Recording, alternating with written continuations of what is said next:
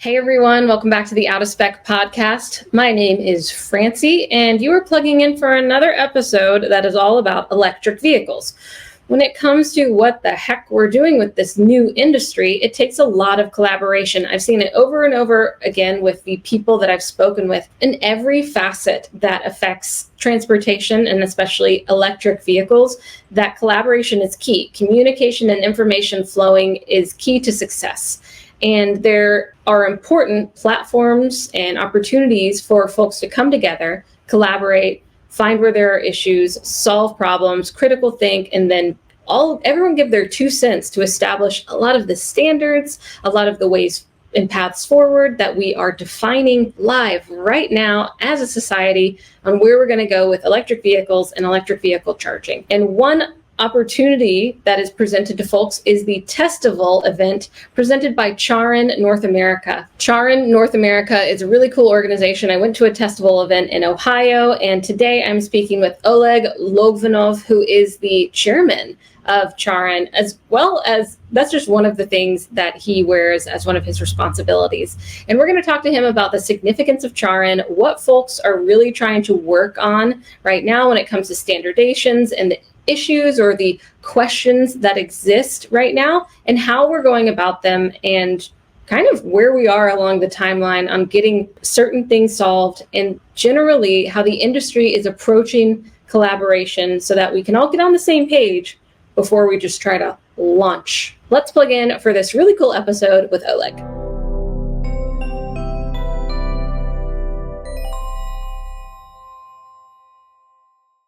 This episode is made possible by the support we get from Fort Collins Kia. If you are in the market for any electric Kia, not only do they never add market adjustments, they will deliver your car to you anywhere in the 48 contiguous states for out-of-spec viewers. More information in the link in the show notes. Okay, everyone, we are now joined by Oleg Logvinov, chairman of CharIN Inc., and you are president and CEO of Ioteca Corporation. So you have a very interesting background that I'm interested to learn about some today, as well as the work going on at CharIN. So thank you so much for joining me on the Out of Spec podcast, Oleg.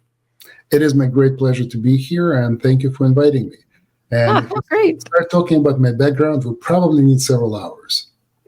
That is very true. How long have you been working in this space around electric vehicles? You know what? This is actually a very interesting question, because let's try to define what the space actually means, right? Right. If you look back at where I started my career, I actually was a power engineer working on the optimization of the power flows in large-scale power grids. And from that, I leaped into telecom and never thought that I would be working in the world of power again in my life. And from telecom, I leaped into the creation of communication technology, which, by the way, is used today to communicate between the vehicles and the chargers. Home plug GreenPhi, I'm one of the inventors of this technology. And from that, I became a semiconductor guy. So we actually implemented this technology as a part of silicons that we still use at Ioteca today. And then we realized that there is a market of electric vehicles coming, and there is intelligence that is needed between the power grid and effectively the transportation ecosystem. And that intelligence is inside of the charger. So that's how Ioteca was born. So if you look at my career, it's basically a complete circle, coming from the power industry into the telecom, using data to optimize processes, and now coming back to effectively trying to optimize power flows between the energy and transportation ecosystems, using the intelligence at the edge. Very interesting. I've heard before some people draw parallels with the telecommunications industry and the EV industry because they're trying to maybe compare it to something we've been through before. I've also heard like how we're changing, modernizing the grid to air conditioning. Do you feel like in a way we are repeating patterns that have happened in other industries with what's happening with EV charging? Yes and no. Right? Because there is a pattern to any new technology. And to be honest with you, this pattern is pretty much always the same when you roll out new technologies. But I think what is fascinating in what we're doing right now is that we're actually crossing a chasm. If you look at transportation, you look at the combustion engine ICE vehicles. Typically, any OEM used to work on their own models without any interaction with the external world. There was no connection with the ecosystem. Yes, I mean, there is a fuel pump But that's pretty much the end of this connection, right? If we start looking at the world of electrified transportation, what we're noticing immediately is that it is an ecosystem. It's not just about the vehicle itself. One of the innovations that we're very proud of, we're working with Renault in France, and they're rolling out R5, which is an iconic model. But what is the most fascinating about this rollout, in my opinion, is that it's presented to the consumer not just as a vehicle. It is presented as something that is capable of doing V2G. In other words, the vehicle is capable of exporting power back into the grid, into the home. And it is attached to the service that will help those who buy R5 to monetize this capability and get back at least half of the money they spent on electricity on an annual basis. Well, that requires an ecosystem. Somebody needs to integrate and aggregate with a grid. There needs to be a grid operator. There needs to be an aggregator. There needs to be a network provider. There needs to be a service provider. There needs to be a vehicle. So all of a sudden, it looks like a telecom network. It's a multitude of parties working together collaboratively to create this ecosystem to deliver this unique value chain. Very interesting. Yeah.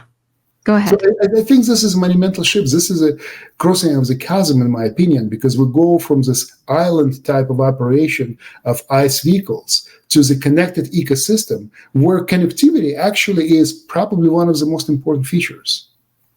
So we can look to these past examples as similar, but then now we have different aspects that are operating together. So this interoperability that we talk about a lot is so significant in this space because it's also the first time that we're doing a lot of this, and standardization, we're going to get into that as well. But it has revealed itself to be more and more and more, almost, it's quite obvious, significant in making all of this new ecosystem work seamlessly together as we learn how to build it really for the first time as a world. But we have to learn. That's an opportunity for us to learn from what has been done in telecom, as an example, because what we're building today, yes, we're delivering electrons, but in order to deliver those electrons, we need to have very significant data flows that allow us to integrate them with the grid, integrate with the vehicles, and actually manage this process. In telecom, we used to say during the optical and DSL time rollouts that any new technology rollout in the telecom market, it's 7 years of evolutionary revolution. I think it's directly applicable to what we're doing here. Everyone complains, reliability of charging network is not what we would like it to be. Maybe it should operate better. But you know what? If we ask ourselves a question, when there was a time when Wi-Fi wasn't a thing yet, and we just started to roll it out. When DSL was not a thing, we started just rolling it out. IPTV was not a thing, we started rolling it out. When cell phones were just at the beginning, how many years did it take before we could seamlessly drive from one town to another and not drop a connection? Well, still kind of happening today, but how many years? So we cannot expect technology to be a step function. It's always evolutionary revolution. And most importantly, we need to be prepared for it and prepare our customers. So it's a journey that we're on together. And CharIN is a part of that journey. I feel like that's a good transition into a question that I'd love for you to answer, which is, can you explain the structure of CharIN and your role within the organization? Sure. Well, let's go back to what I said before. Now we're operating as an ecosystem, right? An ecosystem needs a place of gathering. Standards is just the beginning. Open standards is something that we develop too, but then in order for us all to interoperate, we still need to make sure that our interpretation of the standards is aligned. Because if I'm an engineer and I'm reading through a spec, I can assure you, it's impossible to write a spec that will specify everything down to the T, so everyone who reads it will implement exactly the same way. It's kind of your guardrails, right? You got your guardrails. But then within guardrails, people interpret things in different fashion. So CharIN creates this platform, the ecosystem, where we can all get together, exchange best practices, understand what is the most common way of implementing something, maybe even improve the understanding of the standard, improve the standard itself by providing suggestions to the standardization groups. but more importantly, provide platform for all of us to test interoperability. It's a platform for the ecosystem to convene, to work together, and actually it's a place to create competition. Co-opetition is very important because we're all competitors, all of us, right? We build products, we provide services, we compete with each other. But I think one thing that we all understand when we're part of the ecosystem is that before we start competing and cutthroat competition takes place, we actually need to co-develop together. We need to co-create the market. So co-opetition is a key word of what CharIN provides platform for. That's an interesting concept, is like, let's get on the same page about what we're going to compete in before we just take off from the starting line. Well, and before we have a slice of pizza, we would like to make a huge pizza itself, right? So the slice is fairly large, so everyone can eat. And creating that type of large pizza, it takes a lot of hands. That's why CharIN today, global CharIN, has over 300 members working very diligently. And if you look at our membership spans from technology providers to implementers to service providers to operators to automotive OEMs, infrastructure OEM, pretty much every link of the value chain that is required to create this ecosystem that we talked about before is present and represented in CharIN. So CharIN is a nonprofit organization. It's a place, it's a platform for convening, for exchanging information, to actually platform to create streams of education. So we can educate consumers, we can educate governments, constituencies that are interested, every single stakeholder class that is involved in the creation of this new market, new service platform, right? And CharIN is a place where we all come together. We don't get paid. I don't get paid for participating in CharIN, but it's important for us because unless we can build this huge and striving ecosystem, none of us can benefit from this market. So you can say that I'm investing exactly where my mouse is. Yes, you could say that. And these many different participants in CharIN globally, and of course, I've been to one of your events in North America in Ohio last year. Can you get a little bit specific about who is participating and how they're interacting to come about with this deeper understanding and maybe even accomplishments in the EV ecosystem? So maybe let me start with what this event is about, how it started. And actually, this event, believe it or not, started even before CharIN was born. It started at the very beginning when we started developing, now it's probably, it's probably 12, 13 years ago, when we started developing ISO 15118 protocols that allows us to communicate between the vehicle and the charger. And at the time, the purpose of this event was effectively to validate the technologies that we were writing into the standard. So we can actually say, yes, we decided to implement it on a paper in this way, but does it really work in practice? Is it clear to everybody that what we wrote means exactly what we meant? And this event was born back then as a tool helping us to validate our assumptions and improve the quality of what we were putting down on paper as a standard. As the time evolved, this event translated itself into actually being more of the validation tool for products that were built by different manufacturers. And too bad that you were not able to attend the last event this June, but it was actually the largest interop event we held ever. It was the largest festival that CharIN had in North America so far. We had, we had 15 passenger cars, 3 or 4 heavy-duty vehicles, and we had, I think, close to 20 EVSCs from different manufacturers. So it just gives you kind of an example of how vastly this ecosystem has grown and translated into essentially a marketplace of many companies now participating with advanced products. So the purpose of this event now is essentially to help all of us who build products and provide services to validate the fact that we can actually work with many of the products on the other side, whether it's vehicle itself or EVSC or service. I think something that is very important and what differentiates the event this year is that we actually stepped out of this boundary of the link, vehicle, and charger, and now we're looking end-to-end, including the PKI infrastructure in the cloud, essentially enabling us to authenticate and plug and charge implementation, the vehicle, and conduct automated charging sessions. Because don't forget, one one very important feature, very valuable feature of ISO 15118 is plug and charge, which is basically automated authentication. So we can forget about credit cards, we can forget about FABs, passwords. You just plug in and charge. As simple as that. Mm-hmm. And then that's what separates this event from others.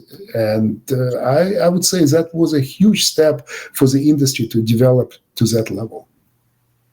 Very much so. Yeah, a lot of moving parts, and thinking end to end, of course, makes sense. And was this last event, which I do wish I was at as well. So it seems like it has generally, like, that was a big event, grown in participation, but also expanded the scope to start to include all of the members of the ecosystem to make sure that we can not only find the bugs along the way, but make sure that that interoperability all along the chain is flowing as seamlessly as possible.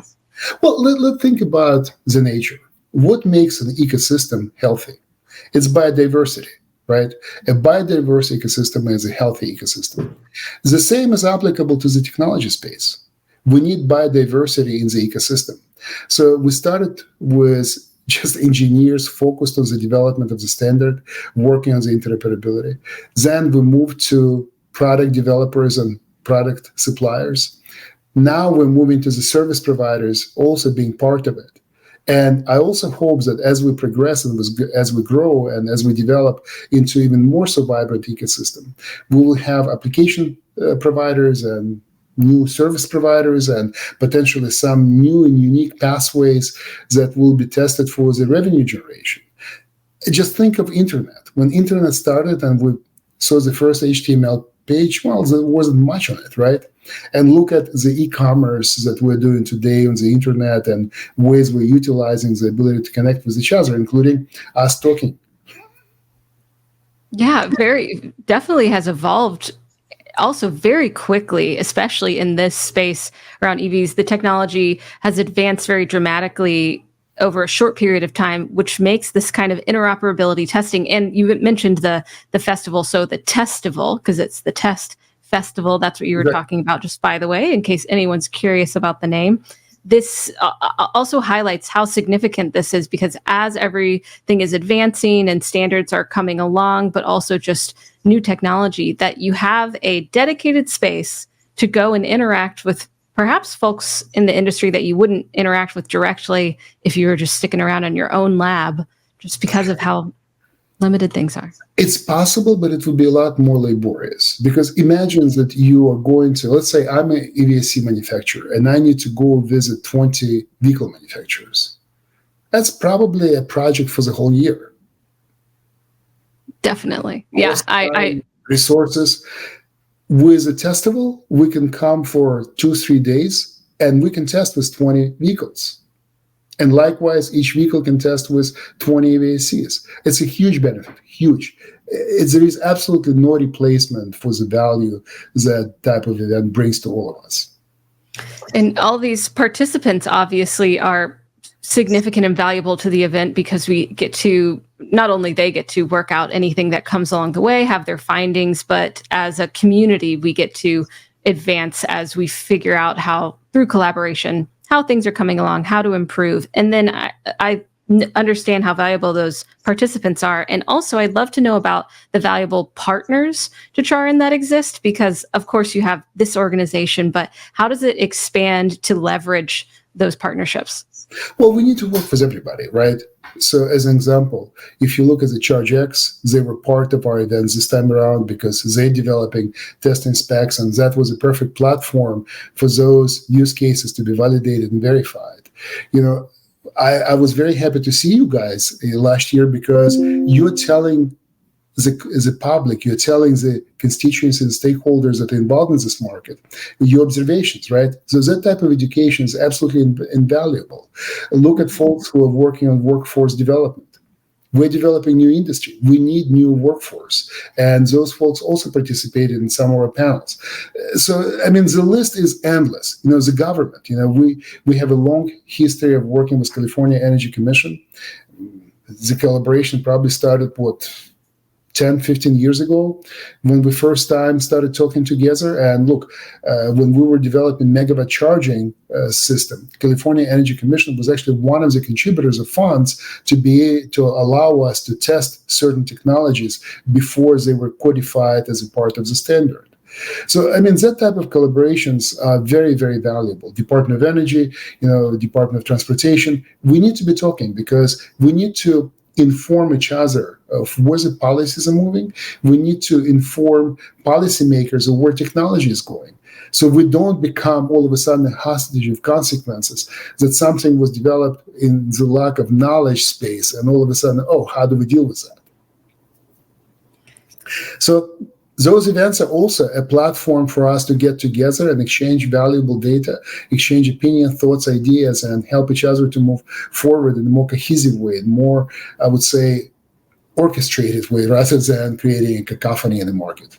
Yes, that fragmentation can lead to stagnation as well. But when we collaborate, especially in this market, I think you can really reap a lot of the benefits from the consumer level all the way up to the top and those creating these products and services. And I'd love to know from your point of view, what are some of the most significant accomplishments or important positive outcomes that have been achieved through CharIN so far?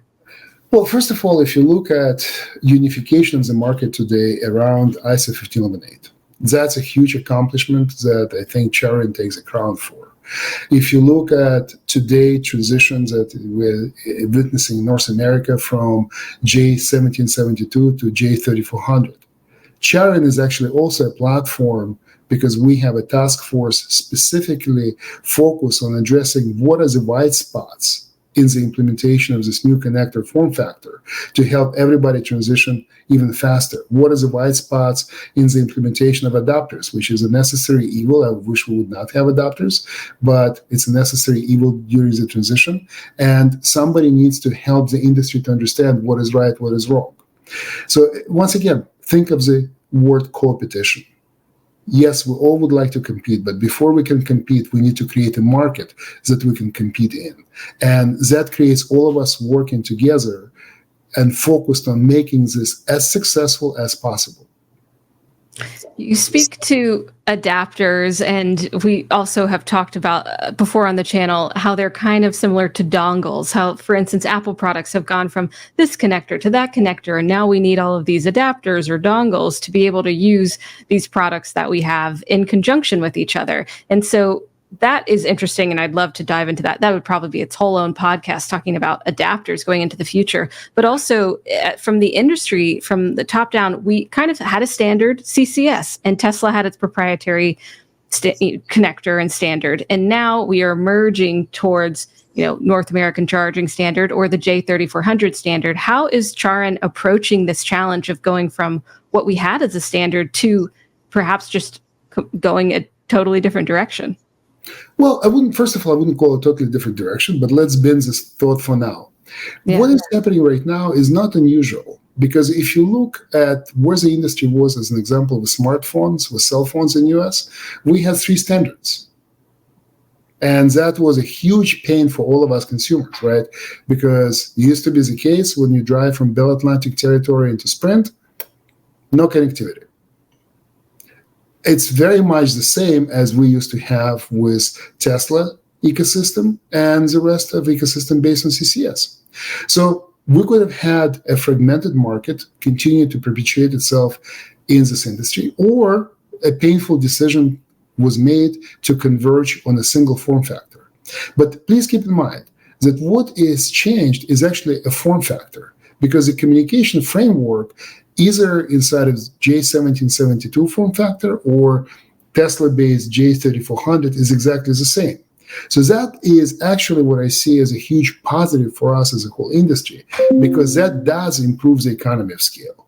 That does make the total addressable market for everybody actually larger, because now it is both Tesla and CCS market combined together. So I think it's a very positive move for the industry. It's a painful move. It will create certainly a slowdown in adoption, as it always does, because people are waiting, well, why would I buy a car now? I would buy the new car with a new connector, so I should wait.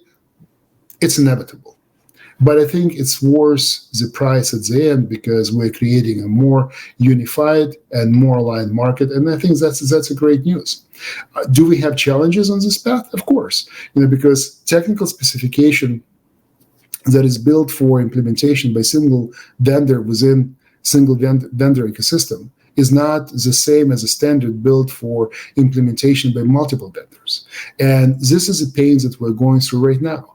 And what CharIN has done to help the standardization process, we created North American Interoperability Task Force, which, by the way, I chair. In addition to my role of chairman of the board of CharIN North America, I chair this task force. And we have multiple tracks in which we look at various areas, safety, communication, you name it. And all of this work is designed to be not a replacement for the standardization process, but a place where we can accelerate certain thought processes.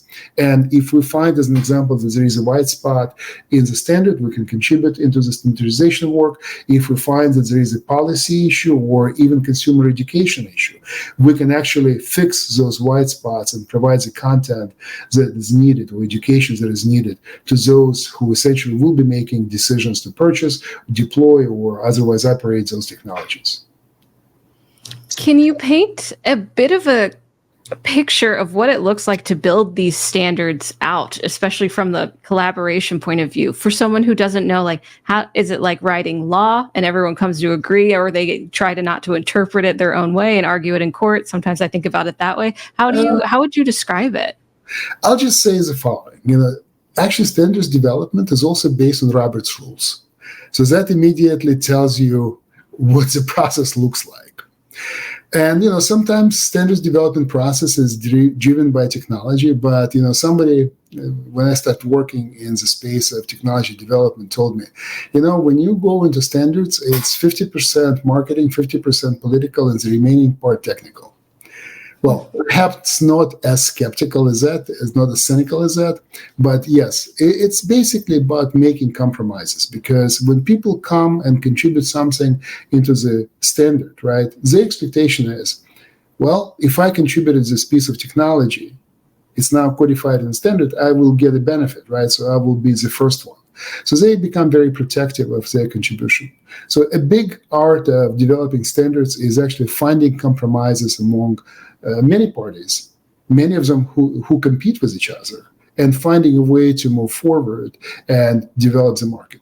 If you look back at many, many, many years ago, Wi-Fi started as basically a collection of technologies that were not even compatible. And finally, now it's impossible to imagine a device without a Wi-Fi connection. So that's the standard. Okay, interesting. Thank you for that picture. You mentioned the necessary evil of adapters. Can you elaborate a little bit why you use that term?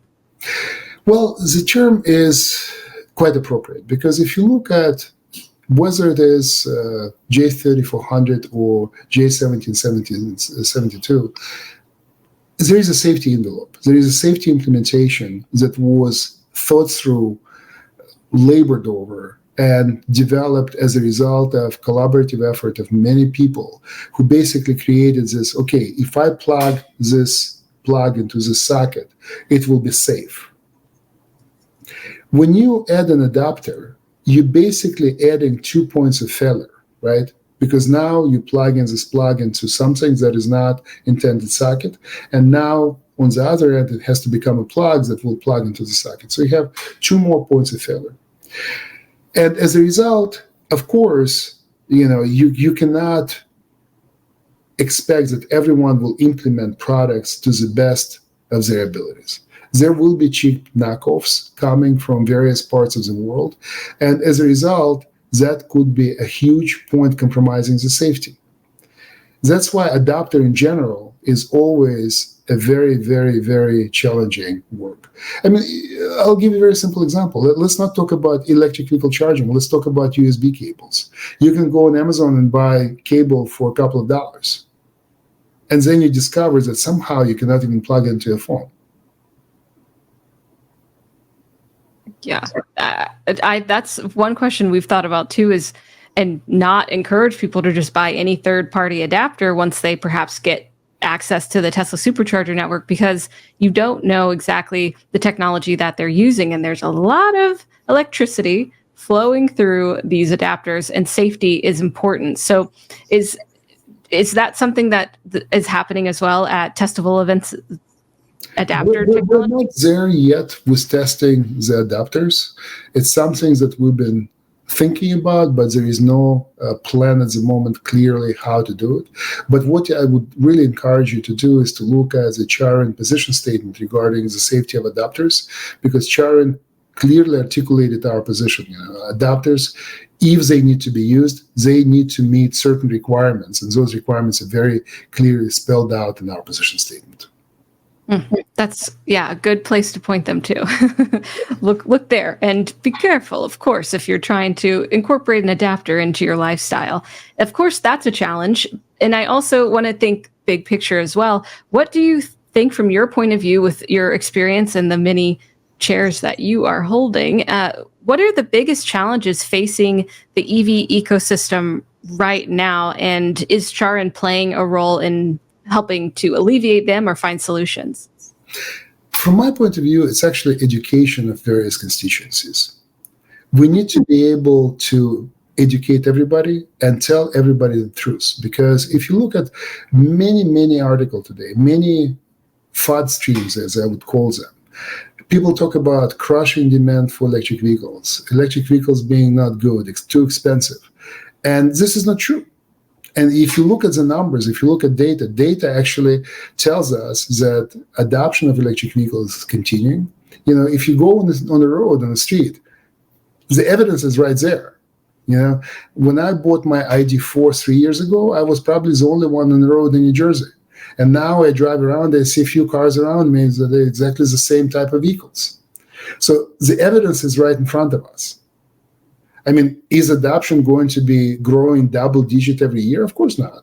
It's much faster at the beginning because the numbers are very small, and then it kind of tempers down to single-digit growth and so forth.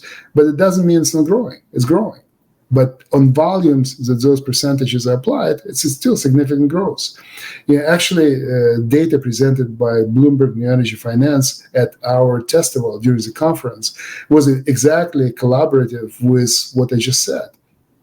So we need to educate. We need to educate everybody that electric vehicles are still pretty good, pretty damn nice to drive. I enjoy driving electric vehicle. I cannot imagine going back to a combustion one. It's just, would be impossible. And I think that is the greatest challenge that we have in front of us. Deploying infrastructure is easier than in many cases it's painted to be. And probably challenges are lesser. And we just need to educate our stakeholders and constituencies that is the truth. I agree. I think it's a big challenge, but there's a lot of opportunity. But with the typical headlines that people see, or a story that they hear, sometimes that can create their whole picture about EVs. But there's so much more to the story, and I really enjoy meeting people where they are and just laying out the facts and getting them in an EV. That is very important too. Once you sit in one, you really see how cool they are. The problem is, blood in the water always sells much better than technology success story. That's true. That's true. And just because you brought it up, I would briefly want to ask, because we talk about it a good bit, but kind of you brought it up about utilities. The infrastructure is kind of easy to put in, but do utility organizations participate in this kind of collaboration on the scale that like automakers or charge point operators or manufacturers do? Not yet. That's our next frontier. We need to engage them. We need to create a lot of collaboration with utilities. It's actually a very interesting question, because if you look at, as an example, in Europe, utilities are actually participating and very actively in activities that we're talking about. But in US, the situation seems to be slightly different. It could be just a matter of time, because if you look at where US is today versus Europe, I would say US is probably lagging by about 3 years. So I'm very hopeful that in 3 years of time, when we have the same conversation, we'll see a lot of utilities at the table and being very active and proactive participants. I hope for that too. I think it would be great, and obviously they are very key to a lot of the evolution here and the progress, really, and getting the shared understanding amongst all the parties, I think, is very important as well, because sometimes utilities are painted in a certain light when it comes to EV infrastructure. But I've gotten, both sides of the story. I think, again, collaboration is key in coming to understand the different points of view from all the partners to make sure everyone's kind of getting what they need, but also that the decisions are being made so that the factors in place can work together, but that also we can modernize as well along the way. But it's a challenge for sure. It's a challenge, but the reward is huge, because if you think about the topics that is very near and dear to my heart, vehicle-to-grid integration, right? And especially when it's done through the AC. The cost of the AC charger with a vehicle-to-grid capability is only maybe $100 more than the regular AC charger. But look at the value it can bring to utilities, to drivers, to property operators. I mean, we're talking about a huge battery on wheels that we can actually deploy and utilize to stabilize the grid. So utilities should be very, very interested in that, and they are. It's just, they're cautious, they're moving at their own pace, but I think their role in encouraging the deployment of that type of services will be absolutely the key, because the design of dynamic rates, V2G rates, is something that utilities need to embrace. And if they do, then there is a huge economic incentive for everybody. Because, look, using the energy stored in our batteries versus spinning up a peaker plant burning gas, and that could cost $5-10 a kilowatt hour, what is better? And simpler, right? Yeah, better, simpler. You can capture renewable energy as well, just from your rooftop, and be able to put it back into the grid. Yeah, there are these big batteries on wheels. There's so much potential. Where do you think we are in the stage of getting that into more of a reality? Well, as I said before, what we're doing today in France with Renault, it's already a reality. R5 will start selling in September, and each R5 will be sold with a service attached. It's a reality. It's already there. Consumers can buy it. We just need to push a little bit more so we can make it a reality in the US.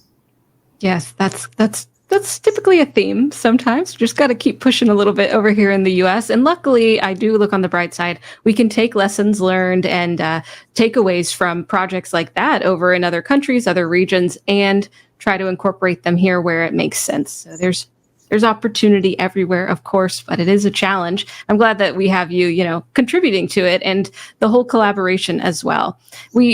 I do want to talk briefly, just because I've had some road trips lately. I took a CCS road trip in a VinFast VF8 over 1,000 miles out to Colorado, and then back I took a Tesla.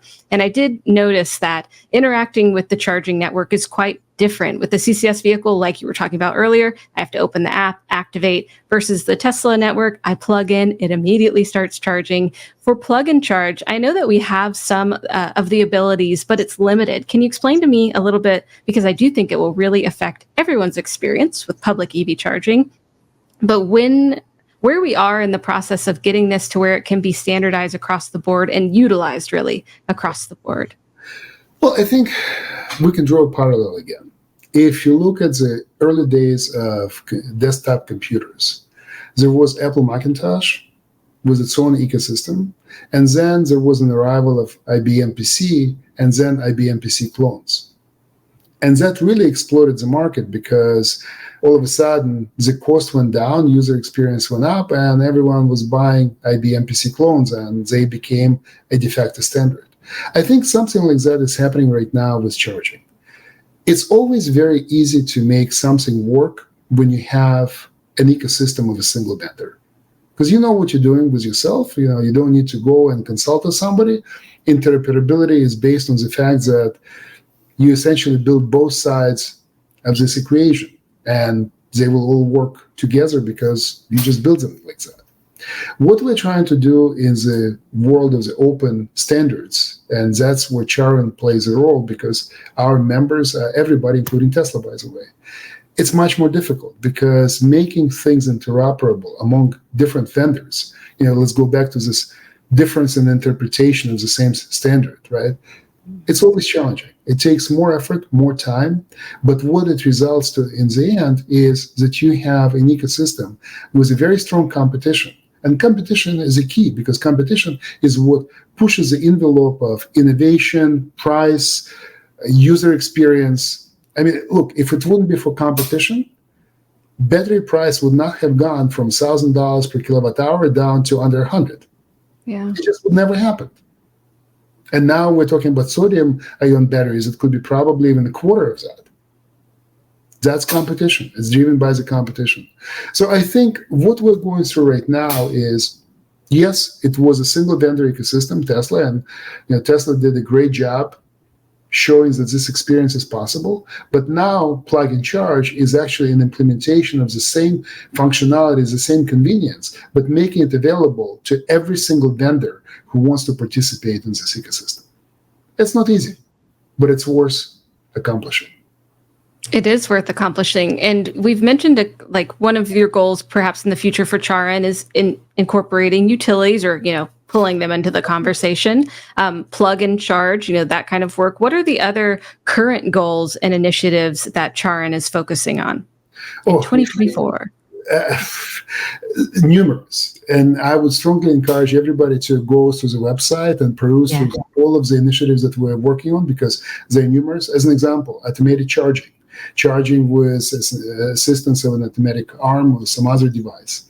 If you look at the multi-PKI, which is a very important effort that we're starting to focus on, because we would like to see a thriving market. And internet today, as an example, has I think over 200 PKI providers. Charging ecosystem needs to graduate to the same level of openness, because that also creates competitive pressures and make things easier. End-to-end implementations, value-added services, vehicle-to-grid, AC and DC. And this is just the tip of the iceberg of the initiatives that we're talking about. Very much so. There's so much to uncover and work around. And I really appreciate you giving not only me, but also our audience more insight into where this collaboration is happening so that we can achieve the advancements and the cooperation and the seamless experience that we're looking for, despite there being so many different moving parts with different interests and perhaps even different philosophies on how to move forward. Giving a platform is very valuable. Well, and that's why I would encourage everybody who's interested in making this market a huge success, join us. Let's work together. Let's totally agree. And I'm excited to go to the next one. So you have multiple testival events and they're not really open to the public generally, but a bird told me that maybe that is different coming up. Can you tell me about the next festival? Well, I don't want to reveal everything, so please stay tuned. But definitely, we are evolving. We're evolving and we're developing new frameworks for the engagement. Certainly, it is an opportunity to provide an educational value. What we started doing, starting actually in Fremont when we held the first North American event, we actually started showing to participants, to the attendees of our conference, what the festival is about. So people actually started to develop appreciation, what it takes to create this interoperability. So the tent needs to be broadened and we can expand it. So just let's keep it at that, and please follow us and stay tuned to what is going to happen in the next festival.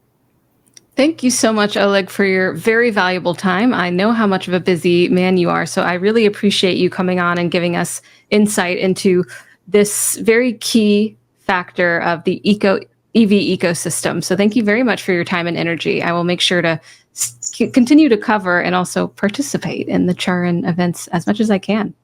It is my great pleasure, and thank you for giving us an opportunity to share what we do in CharIN with everybody. And thank you for providing the spotlight and education platform for everybody to learn more. And once again, I would encourage everybody, just get involved. Yes, get involved. I will have all the links relevant to everything that we talked about today in the show notes. So I know that we have a very studious audience, so feel free to check them out, please, and let us know what you enjoyed, of course, and how we can continue to engage y'all in the conversation, as CharIN is so very much engaging many different parties in the conversation. Thank you. Thank you, Oleg, again, and thanks to your team, and thank you everyone for tuning in for another episode of the Out of Spec podcast. Drive safely, stay charged, right on time. We'll see you next time. Bye-bye.